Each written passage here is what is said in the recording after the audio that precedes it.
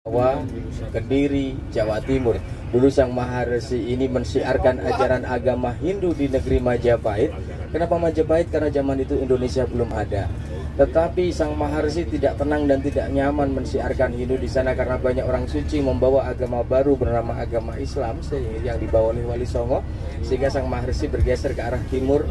Tetapi Islam berkembang pesat di kawasan timur seperti Probolinggo, Pasuruan, Malang dan sekitarnya, sehingga Sang Maharesi tidak tenang di sana, bergeser lagi sampai ke ujung timur Pulau Jawa, tepatnya di sebuah hutan bernama Alas Purwo di Banyuwangi, Jawa Timur.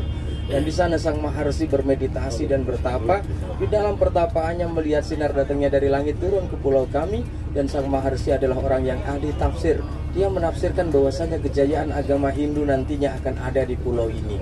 Ditinggalkanlah Pulau Jawa, menyeberangi Selat Bali, dan sampailah dia di desa saya, dan desa saya saat ini dikasih nama Desa Kediri, Kecamatan Kediri, Kabupaten Tabanan.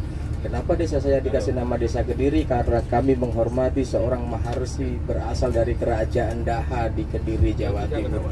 Ternyata di desa saya ada seorang penguasa bernama Begawan Beraban Sakti. Sang kepala desa tidak tenang dan tidak nyaman atas kehadiran orang Jawa ini karena banyak orang Bali mulai memeluk Hindu dan meninggalkan dirinya. Artinya Beraban mulai kehilangan umat, kehilangan jamaah. Akhirnya terjadilah pertempuran hebat antara orang Bali dan orang Jawa ini.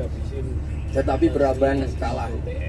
Biarpun kalah tidak dibunuh, dibiarkan begitu saja, dan Sang Maharesi Dangjang Nirarto mencari pantai di sisi Kelot. Kelot itu artinya selatan. Kelot, Kangin, Kauh, Kaje. Selatan, timur, barat, utara. Itu arah mata angin di Pulau Bali. Di tanah Lot atau tanah selatan ini ada sebuah batu karang besar. Di batu karang inilah dia bermeditasi dan bertapa. Ternyata Beraban tahu musuh yang telah mengalahkannya belum pergi dari desanya. Akhirnya pada saat dia bertapa diganggu oleh orang-orang Beraban dengan dilempari batu. Untuk menghindari lemparan batu orang-orang Beraban, diambillah selendangnya, dicampurkan ke batu karang itu. Lalu batu karang itu retak, pecah, terbelah dan bergeser ke tengah laut, jaraknya 10 meter bahkan 15 meter dari Pulau Bali. Jadi Bapak Ibu adik-adik, Pura Tanah Lot adalah sebuah batu karang yang berada di tengah laut, yang menurut cerita sejarah masyarakat Bali dulu, batu karang ini awal muasalnya jadi satu sama Pulau Bali. Biarpun sudah menjauhi Bali, tetap saja Sang Maharesi dalam bertapa diganggu oleh orang-orang di sana. Diambillah selendangnya, disobek-sobek menjadi banyak bagian, dirubahlah menjadi ular berwarna hitam dan putih dan ditaburkan di sekitar batu karang. Bapak Ibu adik-adik yang berbahagia, ketika saya ajak perwisata nanti di sana, ketemu ular-ular yang saya ceritakan ini, melihat boleh, megang jangan. Saya khawatir tidak terbiasa dengan gigitan bisa ular, jadi di sana hanya ngelihat-ngelihat saja ya. Halo.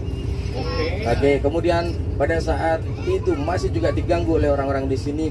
Untuk menghindari gangguan di sini, Sang Maharesi selain menjauhkan batu karang itu ke tengah laut, merubah selendangnya menjadi ular, dan tentu saja dia kehausan di tengah laut Bapak Ibu, karena di tengah laut tidak ada air tawar. Lalu diambillah tongkatnya, ditancapkan ke tengah-tengah batu karang, lalu keluarlah air berasa tawar. Ini adalah air suci, air yang tidak kena najis, tidak kena kotoran, boleh kok buat cuci muka.